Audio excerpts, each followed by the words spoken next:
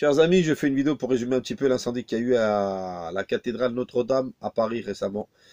Donc voilà, je fais cette vidéo dans le but d'éclairer un petit peu tous ceux qui sont dans les ténèbres, si je puis dire ça comme ça, qui sont un petit peu dans l'incompréhension par rapport à tout ce qui vient de nous arriver. Donc voilà, tout premièrement, écoutez, je vais commencer par essayer de vous éclairer un petit peu. Je ne sais pas si vous vous souvenez un petit peu des inondations qu'il y avait eu à Lourdes. Oui, je disais, je ne sais pas si vous vous souvenez un petit peu des inondations qu'il y avait à Lourdes. Dieu avait détruit Lourdes par les inondations. De même, dernièrement, Dieu a envoyé aussi des sauterelles et des cafards à la mosquée qui se situe à la Mecque. Et on voit beaucoup de choses comme ça, beaucoup de choses semblables comme ça. En fait,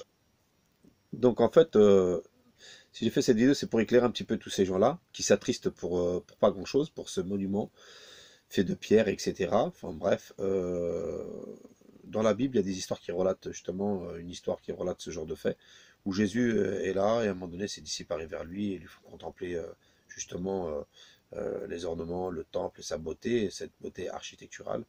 Et Jésus justement va faire mention et va leur dire justement, c'est en Matthieu 24, c'est dans l'évangile de Matthieu au chapitre 24. Hein.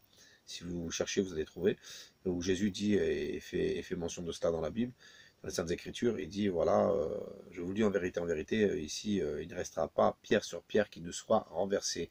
Donc vous voyez, c'est un peu pour vous dire que Dieu n'attache pas d'importance à un temple. Euh, voilà, ce que Dieu attache d'importance, c'est à sa présence dans nos cœurs, à sa présence dans le temple. Mais si la présence de Dieu n'est plus dans le temple, et si des idoles ou une doctrine contraire à la Bible est présente dans ce temple ou est pratiquée dans ce temple, alors un jour ou l'autre, le jugement de Dieu viendra. Et c'est ce que Jésus avait fait mention donc à ses disciples lorsqu'il lui avait fait contempler le temple à l'époque du roi Hérode. Donc voilà, Jésus avait dit qu'il ne restera pas ici pierre sur pierre qui ne soit renversée. Et là, on voit la même chose aujourd'hui, à notre époque, dans notre génération. On voit la cathédrale qui a pris feu. On se demande pourquoi et comment. Les gens essaient de toujours justifier cela en disant c'est peut-être quelqu'un qui a mis le feu. D'autres vont dire que c'est Monsieur Macron, président Emmanuel Macron, etc. Enfin, pour récolter des dons, etc. Enfin, on pourra spéculer sur tout. Mais comme je vous dis, notre Dieu est un Dieu de jugement aussi, d'accord? La Bible dit que Dieu est amour, mais lui aussi un feu dévorant, et il dévorera les rebelles, d'accord? Donc Dieu punit sévèrement l'idolâtrie, d'accord? Dieu punit sévèrement l'idolâtrie, c'est marqué dans toute la Bible. D'ailleurs, on le voit dans le psaume 115, on le voit dans le livre du Deutéronome au chapitre 4, si vous lisez bien, tout le Deutéronome du chapitre 4, vous allez trouver.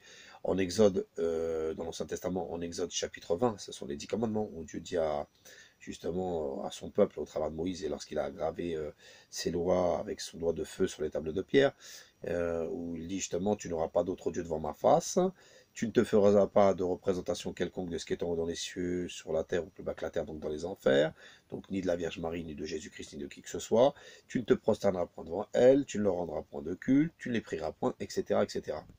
Car je suis un Dieu jaloux qui punit la faute des pères sur les enfants jusqu'à la troisième ou la quatrième génération, donc de ceux qui me haïssent hein, et qui ne gardent point mes commandements. Et Dieu dit aussi qu'il va user de bonté et de bienveillance jusqu'à 1000 générations envers ceux qui l'aiment et qui gardent ses commandements. D'accord? Donc, mes amis, je vous appelle à vous, mes chers amis catholiques, si je puis dire ça comme ça. Sachez que le catholicisme, ça ne vient pas de Dieu, d'accord? Le catholicisme, c'est une religion qui est née sous le règne de l'empereur Constantin. L'Église catholique, c'est une église qui est née avec un mauvais mobile dans le cœur de Monsieur Constantin. Monsieur Constantin n'était pas chrétien, il s'est fait chrétien à cette époque-là parce qu'il voyait une grande effervescence. Il voyait qu'il y avait beaucoup de miracles chez les chrétiens à l'époque. Hein. Il y avait 3000 âmes qui s'ajoutaient chaque jour à l'église. Et donc, quand il a vu cela et que son gouvernement se cassait la figure, si je puis dire ça comme ça, à l'époque, donc il a réunifié tous ces chrétiens sous un même couvercle, hein, c'est pour ça qu'on appelait ça l'Église catholique, qui veut dire universelle. Il les a réunis sous un même couvercle hein, pour réunifier son gouvernement, pour établir son gouvernement, d'accord? C'est un peu comme Macron à notre époque, et justement avec son gouvernement qui est en train de se casser la figure, etc., etc. Sauf que Voilà, c'est un peu la même chose hein, quand on regarde, hein. Parce qu'il devait faire un discours en plus, il devait faire un discours, un beau discours, et ça n'a pas eu lieu, comme par hasard, la cathédrale elle a pris feu, on se demande pourquoi et comment, enfin bref, je ne vais pas rentrer dans ce genre de spéculation. Et justement, donc Constantin a fait réunir tous ces chrétiens sous un même couvercle en faisant croire que lui était devenu chrétien. Et c'est là qu'il a établi des papes à la tête de l'Église. Il a dit, il n'y a que mes papes qui ont le droit de lire la Bible. J'interdis formellement au peuple de Dieu de lire la Bible. C'est comme ça que les hérésies, les fausses doctrines, les mensonges sont entrés dans l'Église de Jésus-Christ. Et c'est comme ça que ça a chassé la présence de Dieu. Et le Saint-Esprit, quand il a vu sa place être prise par un homme qu'on appelle le pape, c'est sûr que le Saint-Esprit a commencé, ça a commencé, il a commencé à arrêter d'agir. Donc c'est devenu un trop religieux et rien d'autre. Voilà. Donc c'est devenu une église luciférienne, etc., où on adore toutes sortes d'idoles. On prie les saints, on prie la Vierge, on représente en statue, on en fait des sculptures sacrées, on se prosterne devant, on les prie, enfin bref. Donc pas étonnant que le jugement de Dieu est venu. Voilà, pas étonnant que le jugement de Dieu est venu. Et ce n'est pas fini mes amis. Je pense que Dieu va entrer en jugement avec la nation de France et les autres nations aussi. Où toutes ces choses d'ailleurs, ces pratiques abominables se font. Voilà, voilà. Donc c'était pour vous éclairer un petit peu mes chers amis, voilà. Je ne sais pas ce que vous en pensez. En tout cas, ça serait bien que vous puissiez liker ma vidéo et vous abonner à ma chaîne pour ne pas louper d'autres vidéos que je vais faire très prochainement. Je vous remercie. À bientôt.